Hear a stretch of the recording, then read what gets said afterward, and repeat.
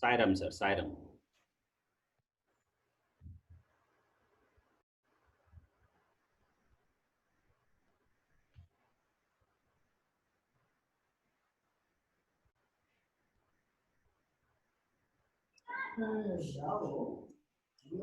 Sir start చేయండి sir. Sairam start చేయండి.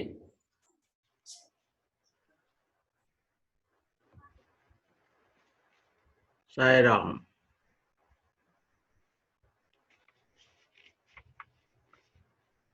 ఓం శ్రీ గురు సాయిరే నమః. సాయిరామ్ నే దయ, సాయిరామ్ నే దయ, సాయిరామ్ నే దయ.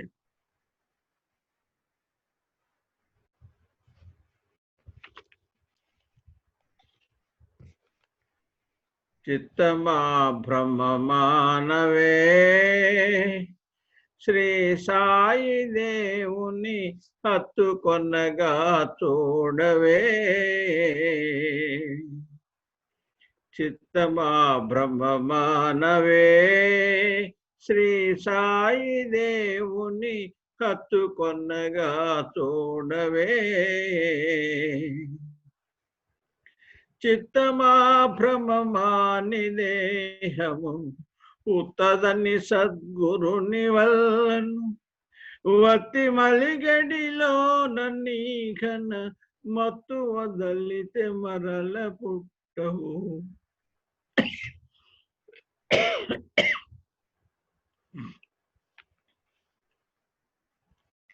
చిత్తమా బ్రహ్మమా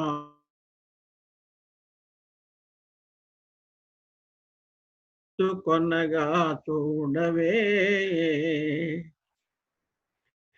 చిత్తమా భ్రమమాని దేహం ఉత్తదని సద్గురుని వల్లను వత్తి మలిగడిలో నన్నీ ఘన మత్తు వదలితే మరల పుట్టవు.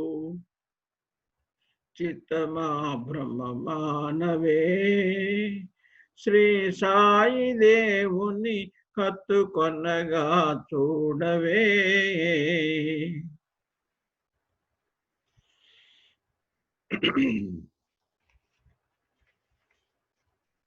అస్థి పంజరమందు చిక్కి అస్థి భాతిని గాల్చలేక, అస్థి పంజరమందు చిక్కి అస్థి భాతిని గాల్చలేక, ప్రియము వీడి భయము తోడా, ప్రియము వీడి భయము తోడా బంధనంబులు పెంచతగునా.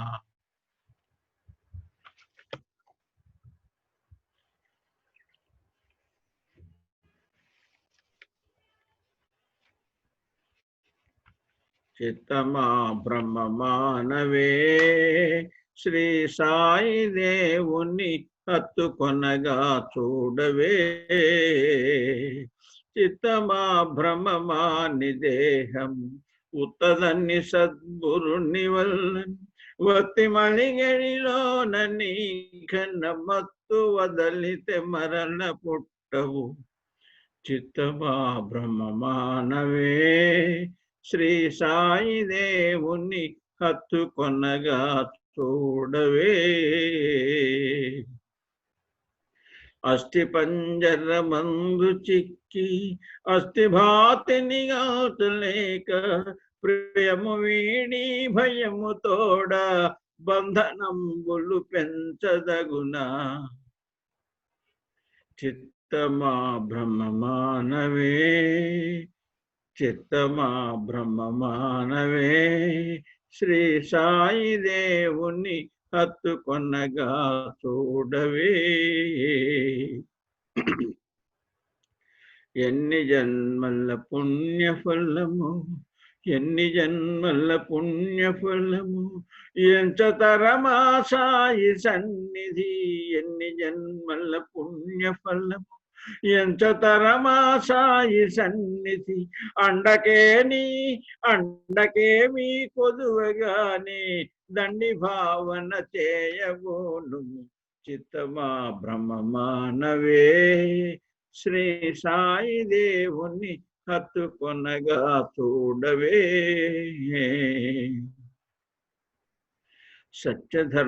సత్యధర్మ శాంతి ప్రేమలు, సత్యధర్మ శాంతి ప్రేమలు నిత్య జీవితమాదు నిల్పగా. సత్యధర్మ శాంతి ప్రేమలు నిత్య జీవితమాదు నిల్పగా.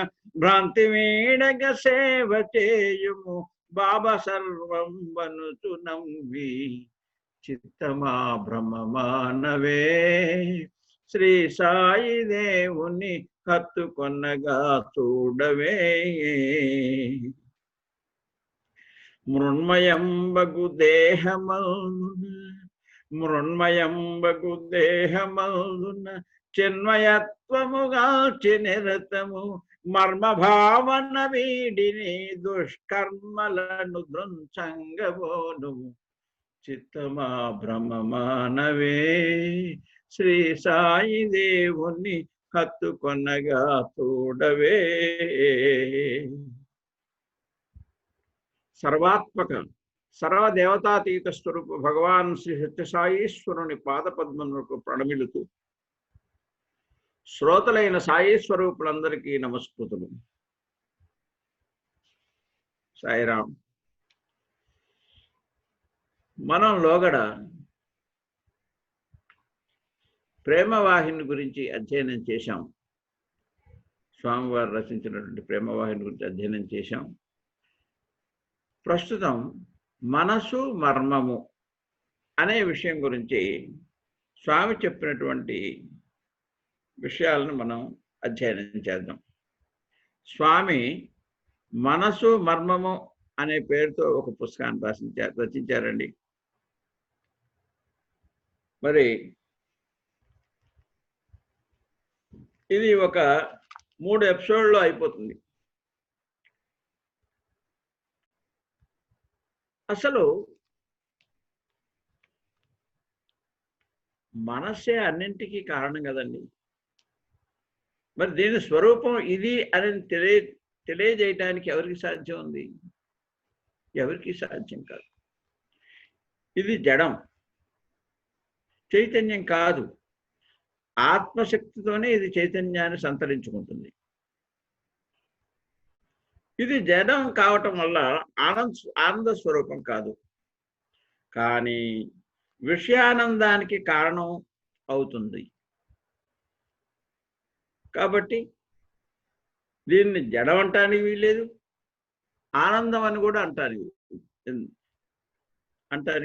జడం అంటానికి వీల్లేదు, చైతన్యం కూడా అంటానికి వీల్లేదు. ఆత్మను ఆధారంగా చేసుకొని ఉండటం చేత చైతన్యంగా కనిపిస్తుంది.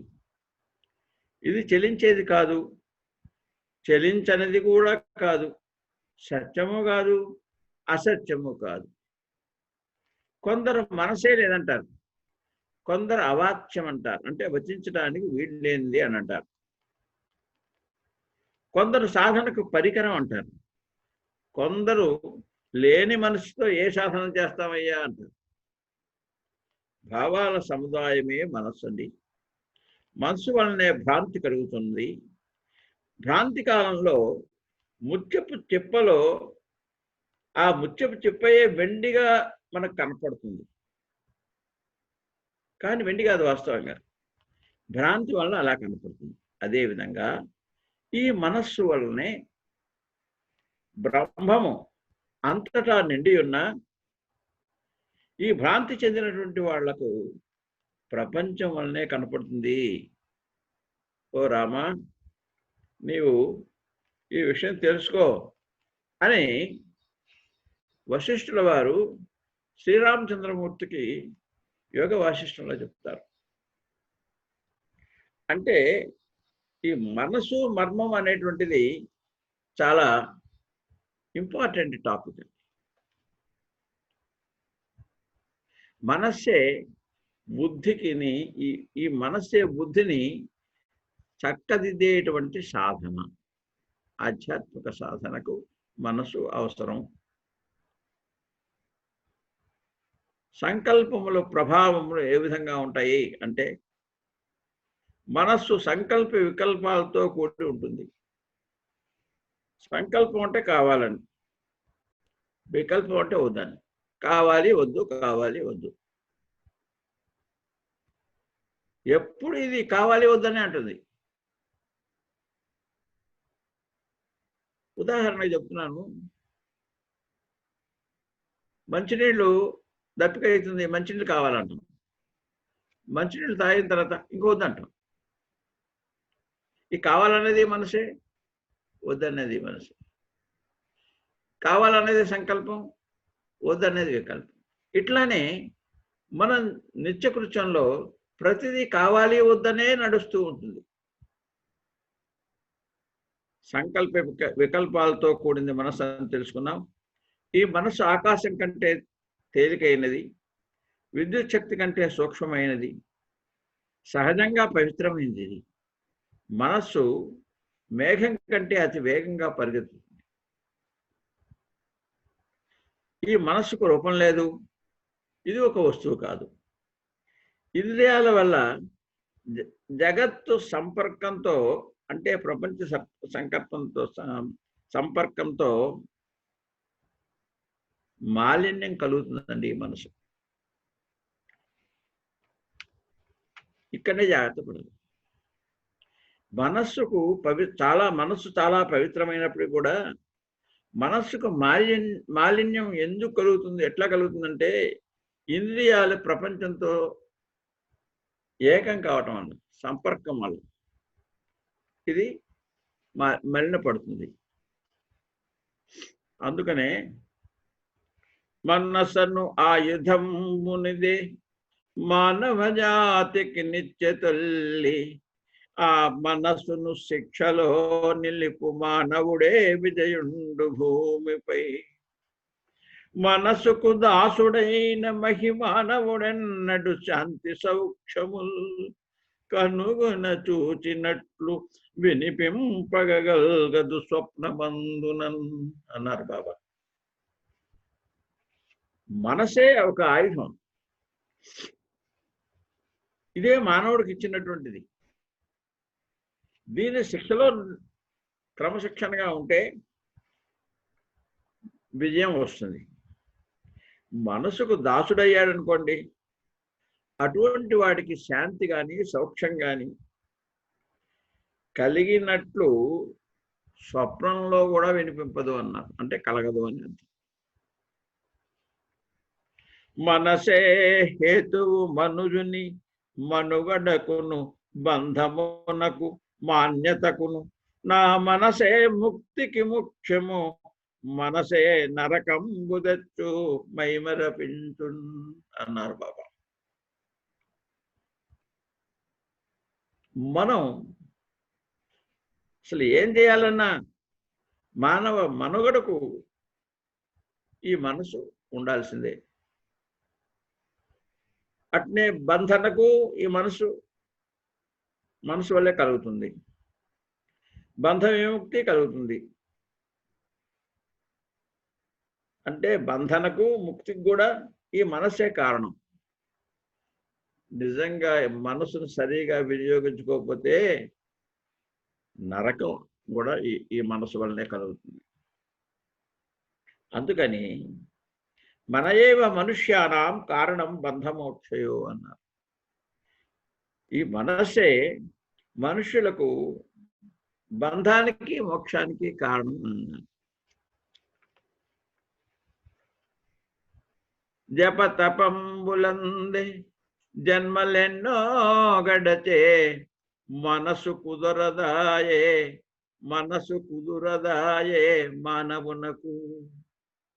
జప తపంబులందే జన్మలెన్నో గడచే మనసు కుదురదాయే మానవునకు. జపము చేసినంత జన్మ తరయించునా, జపము చేసినంత జన్మ తరయించునా, మనసు కుదిరినప్పుడే మహితుడగును. జపాలు చేస్తాం, మనసు కుదరదు. నోటితో జపం చేస్తూనే ఉంటాము, మనసు ఎక్కడెక్కడో సంచరిస్తుంది. దానివల్ల ఈ జపం వల్ల ప్రయోజనం ఏంటి? మనుజుడైన వాడు తన దుర్గుణముల వరుస ఒకటి ఒకటి వదలవలయు. పశుగుణములు వేడి పశుపతి కావలే, సత్యమైన బాట సాయి మాట. కాబట్టి మనిషి పుట్టినట్టు వాడు తన యొక్క దుర్గుణాలను ఒక్కోటి ఒక్కోటి వదులుతూ ఉండాలని, పశు లక్షణాలను వదిలిపెట్టి పశుపతి అంటే ఈశ్వరునిగా తయారు కావాలి, ఈశ్వరుడుగా తయారు కావాలి అని బాబా చెప్తున్నారు.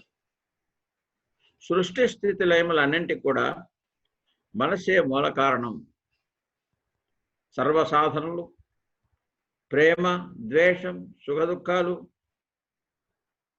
పదవులు, సన్మానం, అవమానం, స్వర్గం, నరకం, అన్ని సాధనలు కూడా మనసు పైనే ఆధారపడింది. పంచభూతాలు, పంచేంద్రియాలు, పంచకోశాలు, వీటికి మనస్సే ఆధారం. సర్వమునకు మనస్సే మూలం, మనస్సే కారణం. మనస్సును విశాలం చేసుకుంటే మనిషి పశుత్వమును వీడి మాధవుడిగా తయారైతాడు. మనస్సు మారినప్పుడే మనిషి మారుతాడు. ఈ మనిషి మారుతుందా అని అంటే ఆయన మనసు మారదు, ఎట్లా ఉందో అట్నే ఉంది ఎప్పుడు ఇన్నేళ్ళైనా అన్ని. మానసిక పరిణామం వల్లనే, అంటే వ్యక్తి యొక్క మానసిక పరిణామం వల్లనే మానవ పరిణామం, మానవ పరిణామం వల్లనే దేశ పరిణామం, దేశ పరిణామం వల్లనే విశ్వ పరిణామం, ఇది కలుగుతాయండి. అసలు సాధన అంటే ఏంటి? మనస్సును మార్చుకోవడమే సాధన. భావము, రూపము, పరిణామము, రంగు, శక్తి, ఈ గుణాల చేతనే మనస్సు ప్రభావం ఉంటుంది. ఆ ప్రభావంతోనే ప్రపంచంలో విజృంభిస్తుందండి. ఒక బిందువే సముద్ర హేతువు. బిందువు లేకపోతే సముద్రం అట్టయిందండి. అంటే బిందువే సముద్రం, సముద్రమే బిందువు. అట్లే మనస్సే ప్రపంచం, ప్రపంచమే మనస్సు. మనస్సు విషయవాసనలో మునిగితే ఎన్ని ధ్యానాలు, జపాలు, పూజలు చేసినప్పటికీ మనలో ఉన్నటువంటి ఆనంద జ్యోతి ప్రకాశించదు. ఎందుకని? దేహంతో కూడిందే ప్రపంచం, దేహంతో కూడిందే ప్రపంచం. మనస్సుతో కూడింది ప్రపంచ వ్యవహారాలు, ప్రపంచ వ్యవహారాలతో కూడింది సుఖదుఖాలు. ఇవన్నీ మనకు బంధానికి కారణాలే కానీ ఆనందానికి కారణం కావు. అయితే మనస్సు లేని స్థితి అమనస్కం అంటారు. అదే విదేహ స్థితి, అదే ఆనంద కారణం. దానివల్లనే అంతర్జ్యోతి ప్రకాశము ప్రజ్వలిల్లుతుంది. కాలము, కర్మము, కారణము, కర్తవ్యము, ఈ నాలుగింటితో చేరిందే మనస్సు. మనస్సుకు అంటే చమత్కరిస్తున్నారు స్వామి, మనస్సుకు 10 మంది భార్యలు ఉన్నారయ్యా. అవే పంచ జ్ఞానేంద్రియాలు, పంచ కర్మేంద్రియాలు అన్న. ఉత్తానపాదుడికి 2 భార్యలు ఉన్నారు. దశరథునికి 3 భార్యలు ఉన్నారు. నిజంగా వారు ఎంత అవస్థపడ్డారో అందరికీ తెలుసు కదా. ఇక 10 మంది భార్యలతో ఉన్న మనస్సుకు సుఖం ఎక్కడ? సుఖం లేదు అని అన్నారు స్వామి. జీవగుణమే మనస్సు. నిరంతరం మరణం చేయుటే మనస్సు యొక్క స్వభావం. దీని స్వభావం ఏంటి? ఎప్పుడు ఆలోచిస్తూనే ఉంటుంది. ఆలోచించిన దాన్నే ఆలోచిస్తుంది, కొత్త వాటిని ఆలోచిస్తుంది. అయితే ఒకటి ఆలోచించండి, రోగాలు దేహానికా మనస్సుకా? అంటే మనస్సుకే అని చెప్పాలి. సమస్త రోగాలు మనస్సు ద్వారా శరీరాన్ని అంటుకుంటున్నాయి. ఇప్పుడు మత్తు ఇచ్చారనుకోండి డాక్టర్ గారు, అప్పుడు మనకు శరీరానికి స్పృహ ఉండదు, ఆ యొక్క బాధ ఉండదు. అంటే అలాంటి యొక్క బాధ లేనటువంటి మనస్సును శరీరంతో విడగొట్టేటువంటి యొక్క ప్రక్రియ భారతీయ సంస్కృతిలో ఉన్నది. అట్టి మహనీయులే ఋషులు. మతిని బట్టి స్థితి, స్థితిని బట్టి గతి, గతిని బట్టి సంపత్తి కలుగుతుంది. అందుకనే స్వామి చెప్పారు, కనుల కగపడు దృశ్యంబు కాంచి మీరు సత్యమిది అనియంతక సంబరమున తెరను దాగిన సత్యంబు తెలియగోర విశ్రమింపగ నాతోడవెడలి రండు అన్నారు స్వామి ఒకసారి. మన కన్నులకు కనపడేటువంటి దృశ్యం ఏంటి? ప్రపంచం. ఇది సత్యం అని అనుకోవాలి. తెరను దాగిన సత్యంబు తెలియగోరా అన్నారు. ఇక్కడ తెర అంటే మనసుని. మనసుకు లోబడే ఈ ప్రపంచం ఉంది, మనసుకు ఆవలే బ్రహ్మం ఉంది. అంటే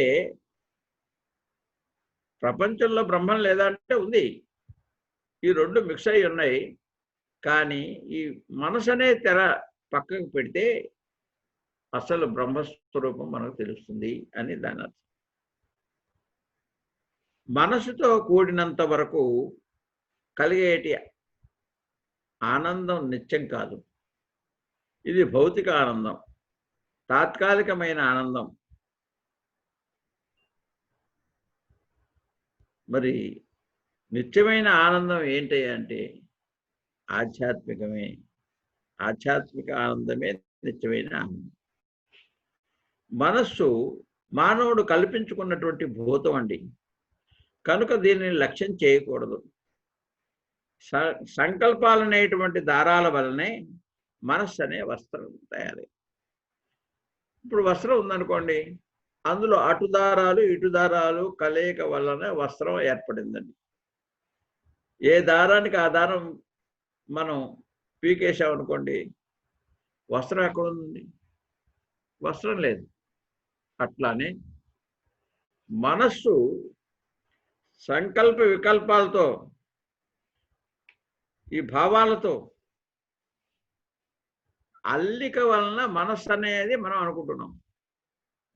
సంకల్ప వికల్పాలే లేవనుకోండి, మనసు లేదు, మనసుకు ఉనికి లేదు. కనుక కోరికలతో ఉన్నదే మనస్సు, ఇదే ఆత్మతత్వానికి అడ్డు. మనసు యొక్క తత్వము సంకల్పములతో కూడి ఉంటుంది. మనసు యొక్క తత్వము సంకల్పాలతో కూడి ఉంటుంది. అయితే సంకల్పాలు మహా ప్రభావవంతమైనటువంటి సంకల్ప శక్తి కఠినంగా ఉంటుందండి. మానవ శరీరం నశించిన సంకల్పాలు శాశ్వతంగా ఉంటాయి. ఉష్ణ తరంగాలు, విద్యుత్ తరంగాలు, దీప తరంగాలు ఏ విధంగా ప్రసరిస్తూ ఉంటాయో అట్లే మనస్సు యొక్క తరంగాలు ప్రసరిస్తూ ఉంటాయి అంతటా. దుఃఖమునకు, ఆనందానికి, రోగమునకు, ఆరోగ్యమునకు, జననానికి, మరణానికి, సర్వానికి కూడా ఈ మానసిక తరంగాలే మూల కారణం అవుతూ ఉంటాయి. జగత్ అంతయు మానసిక తరంగాల యొక్క స్వరూపమే. ఈ జగత్ అంతయు మానసిక తరంగాల స్వరూపమే కనుక మనోమూలమిదం జగత్ అన్నారు. జగత్ అంతా కూడా మానసిక తరంగాల స్వరూపమే కనుక మనోమూలమిదం జగత్ అన్నారు. మనసు లేని రూపము, మనసు లేని స్థానము, మనసు లేని కార్యము ఈ జగత్తులో లేదు. అంతా మనసే. మనస్సు లేకపోతే మానవత్వానికి మనుగడే లేదు. అయితే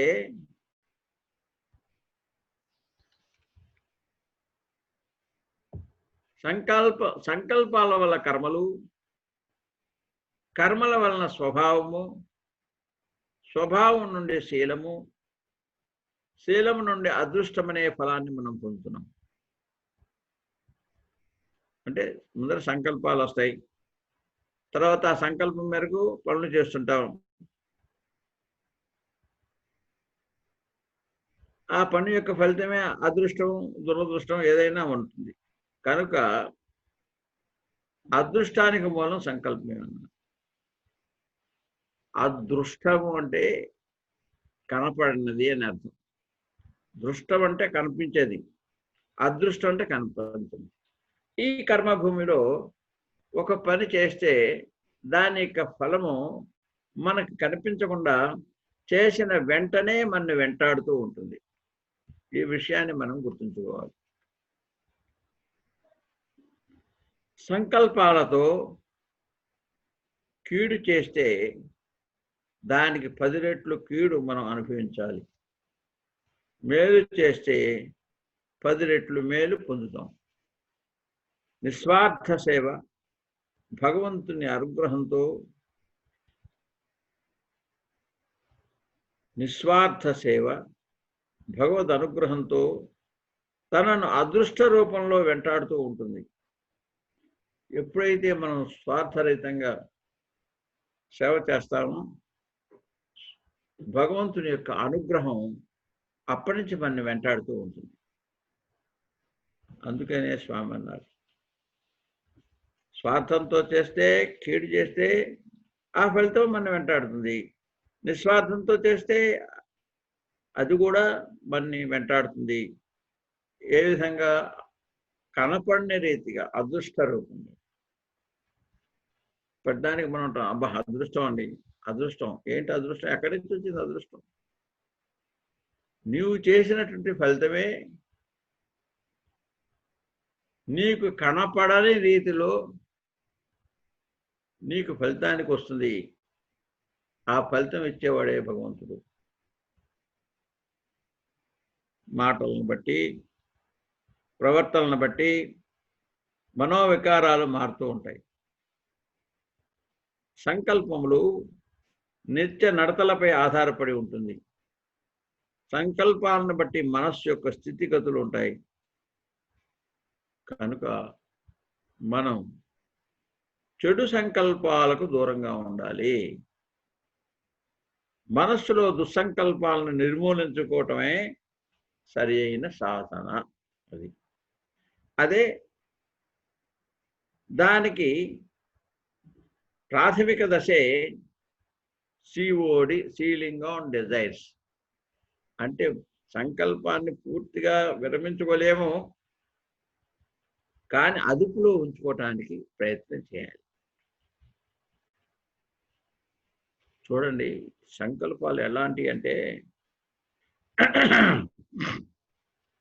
సత్సంకల్పాలు ఎదుటివారి యొక్క బాధలను నిర్మూలిస్తాయండి. సంకల్పాలను బట్టి మిత్రత్వం కలుగుతుంది, శత్రుత్వం కలుగుతుంది. సంకల్పాల చేతనే సృష్టించవచ్చు, సృష్టిని మార్చవచ్చు. సముద్ర తరంగాలలాగానే మనస్సు ఉన్నంత వరకు మనస్సంకల్పాలు ఉంటూనే ఉంటాయి. ఇదే మనస్సు యొక్క ప్రభావం. మనస్సు ఇంకా ప్రభావం, ఈ మనస్సు యొక్క ప్రభావాన్ని చెప్తున్నారు స్వామి. మనస్సు యొక్క ప్రభావానికి ప్రతిబింబాలే రిఫ్లెక్షన్, రియాక్షన్, రిసౌండ్ అన్నారు. ఒక భావానికి రిఫ్లెక్షన్ వస్తుంది, ఒక చర్యకు మళ్ళీ ప్రతిచర్య వస్తుంది, ఒక ధ్వనికి ప్రతిధ్వని వస్తుంది. ఈ కర్మభూమిలో ఇది ఉందండి, కర్మ చట్టం ఇది. సృష్టి అంతా కూడా మనస్సు పైనే ఆధారపడి ఉంటుంది. చిన్న దుష్ట సంకల్పాలు ఏ ఏ విధంగా మనకు వచ్చినా వాటిని నిర్మూలన చేయాలి. అలక్ష్యం చేయకూడదండి. అలక్ష్యం చేస్తే అవి పెద్ద పెద్ద చివరికి మన ప్రాణగతం. మరి ఆ దుష్ట సంకల్పాలు కలిగేటప్పుడు మనకు ఒకటిగా ఏం ఉండవు, రుచిగా ఉంటాయి. రుచి ఉందని మనం ఏదన్నా పొరపాటు పడ్డామా మన యొక్క పవిత్రతను అంతా కూడా నిర్మూలన చేస్తాయి.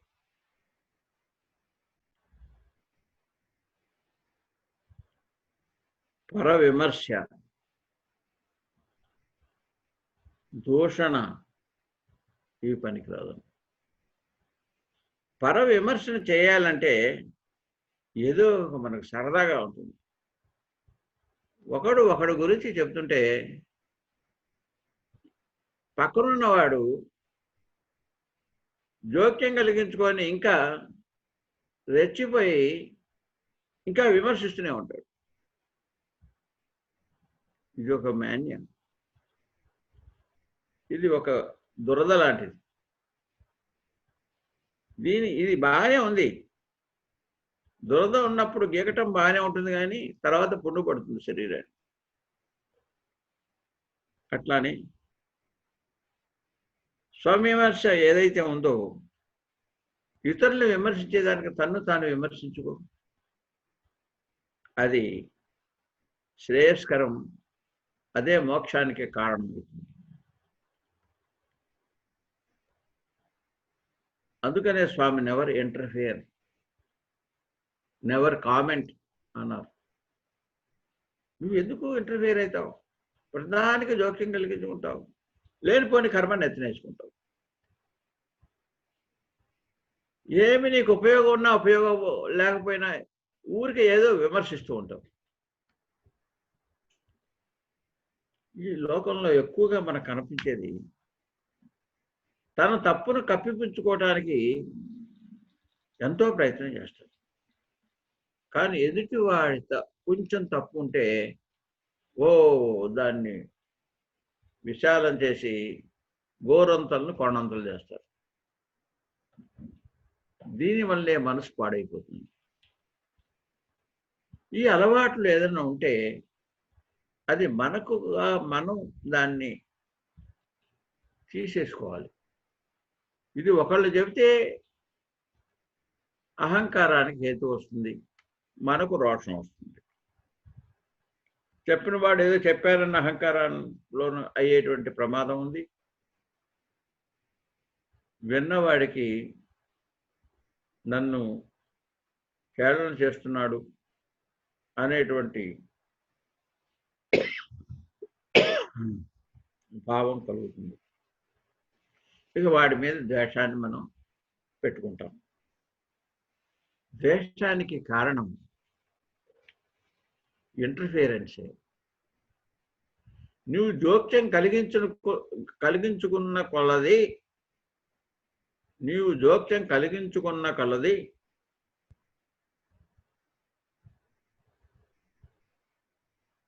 నెగటివ్ థాట్స్ వస్తాయి. అది పెరిగి పెరిగి పెరిగి కోపం ద్వేషంగాను మారుతుంది. అది మారి ఊరుకుంటుందా అంటే లేదు, పవిత్రమైన మనస్సును పాడు చేస్తుంది, మలినపరుస్తుంది.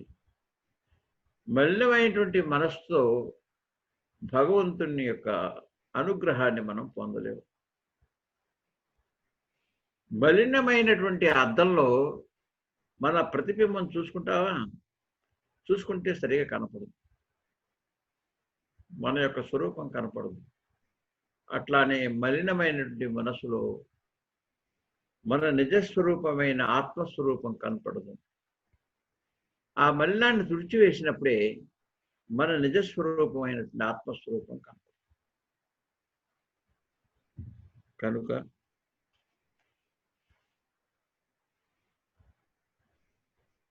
విమర్శలు మాని, దూషణలు మానేసి, ఎందుకంటే ఇవి మానేయమంటారు, బానే ఉంది,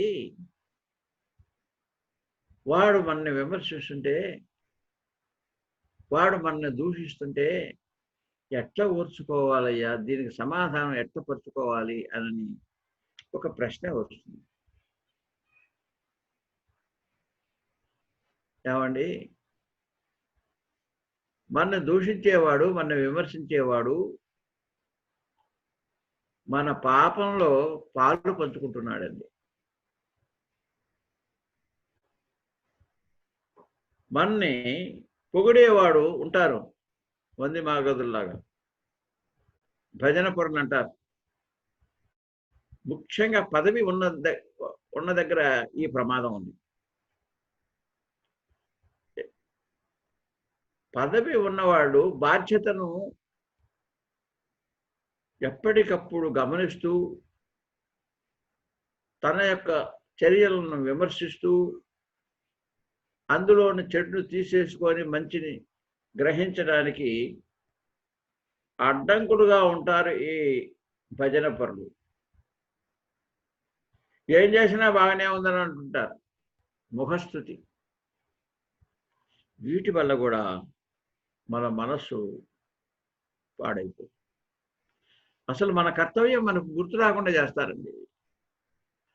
ఇది తప్ప ఒప్ప, నేను చేయాల్సిన మార్గం ఏంటి అనేటువంటి విషయాన్ని కూడా మనం ఆలోచించకుండా వీళ్ళు చేస్తారు. ఇది చాలా ప్రమాదమైనటువంటి, సంకుచితమైనటువంటి మనస్సు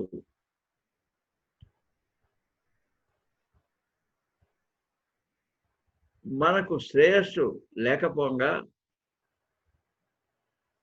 సమాజానికి హానికరం. ఈ మనస్సులో ఉన్నటువంటి భాగాలు ఏంటి?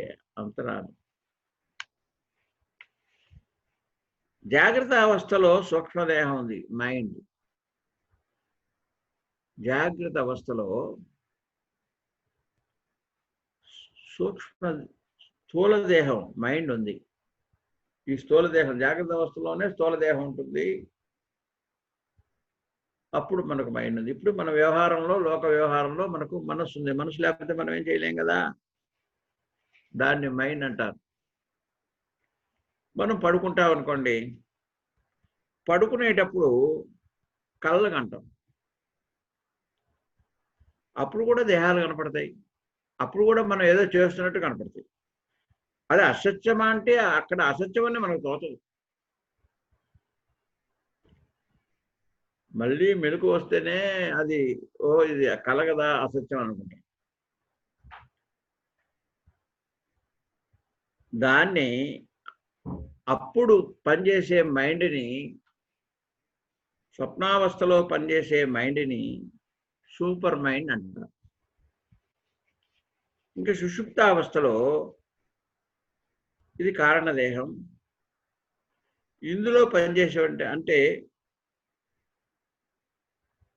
అజ్ఞాన దశది, ఒళ్ళు తెలియకుండా పడుకోవడం, ప్రగాఢ నిద్ర. ఇందులో పనిచేసేటువంటి మనస్సును హయ్యర్ మైండ్ అంటారు. అంటే ఇవి కాస్త జాగ్రత్తగా మీరు తెలుసుకుంటారనే ఉద్దేశంతో సత్యసాయి అధ్యయన మండలి వారు దీన్ని నోట్ చేసుకుంటారనే ఉద్దేశంతో నిదానంగా చెప్తున్నాను. దీని తర్వాత మహాకారణ దేహం ఉంది, దాన్ని అక్కడ కూడా మనస్సు ఉంటుంది, దాన్ని ఇల్యూమినేటెడ్ మైండ్ అంటారు. అదే ఏకత్వం, దేహంలో ఉన్న జీవత్వం, అవిద్యాతత్వం. విదేహ స్థితిలో ఓవర్ మైండ్ అంటారు. విదేహ స్థితిని. అంటే మనసు లేని స్థితి, అది అమ్మనస్కం అంటారు. కాబట్టి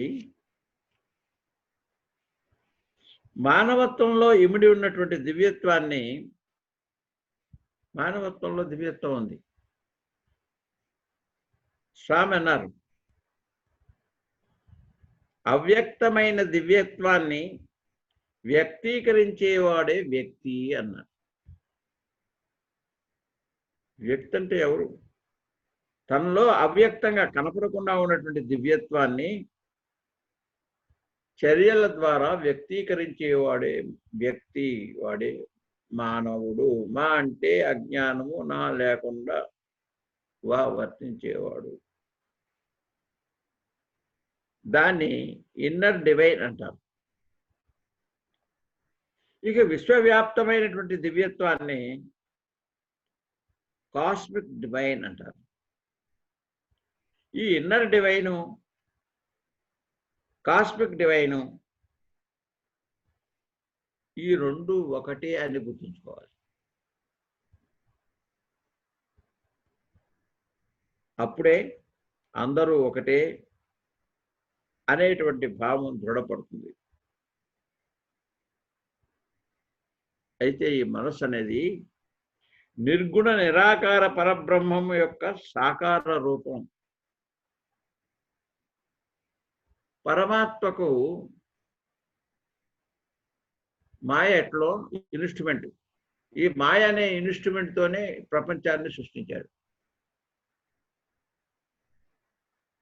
జీవుడు ఈ మనస్సు అనేటువంటి ఇన్స్ట్రుమెంట్తోనే ఈ ప్రపంచాన్ని వ్యవహారాల్లో, ప్రపంచ వ్యవహారాల్లో మెలుగుతూ అందులో ఇరుక్కొని కొట్టుకొని చివరికి ఈ మనస్సు యొక్క తత్వం తెలుసుకున్న తర్వాత ముక్తిని పొందటానికి కూడా ఈ మనసే కారణమైంది.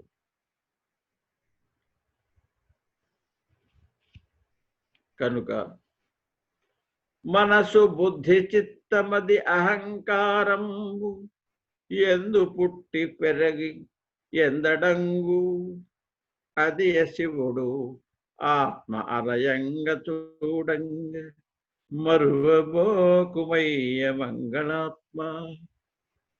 ఈ మనస్సు, బుద్ధి, చిత్తము, అహంకారం ఎక్కడ పుట్టి ఎక్కడ నశిస్తుందో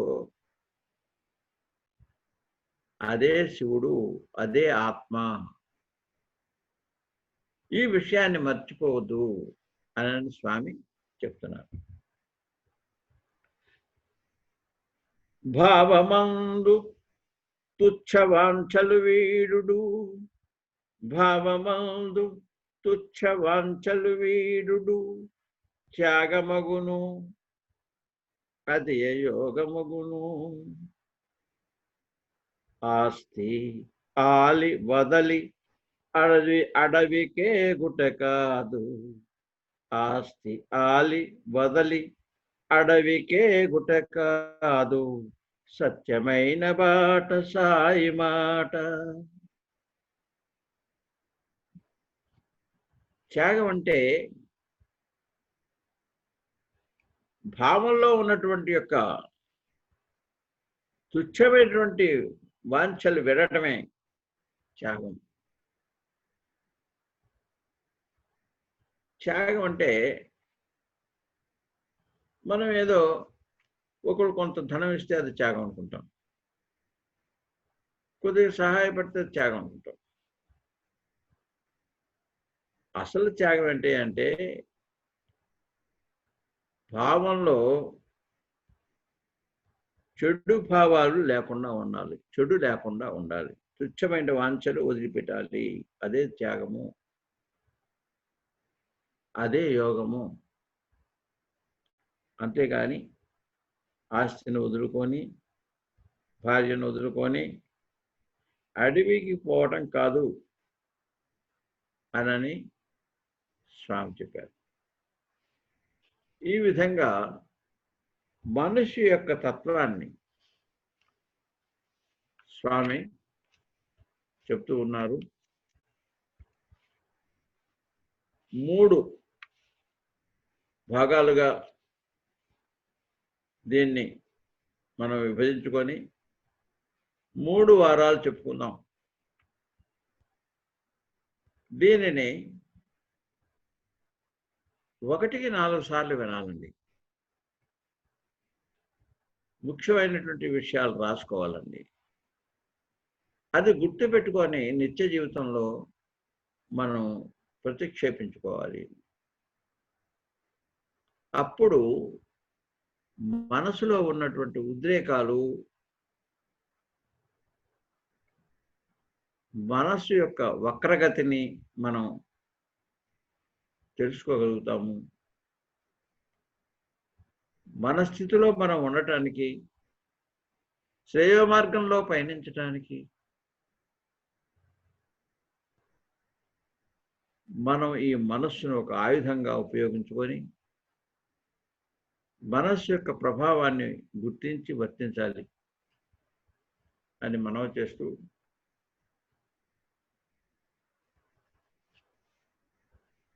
మనస్సు ఉండాలా వద్దా అంటే మనస్సు ఉండాల్సిందే. మనస్సు చెడ్డదా అంటే కాదు, అది స్వచ్ఛమైన పవిత్రమైనది. కానీ భావాలే, చెడు భావాలే మనస్సును మలినం చేస్తాయి అనే విషయం గుర్తుంచుకోవాలి. అందుకని చెడు చూడవద్దు, చెడు వినవద్దు, చెడ్డ పని చేయవద్దు. See good, be good, do good. మంచినే చూడు, మంచినే చేయి, మంచిగానే ఉండు అనేటువంటి స్వామి ప్రబోధాన్ని మనం ఆచరణలో పెట్టుకుందాం. జై సాయిరామ్.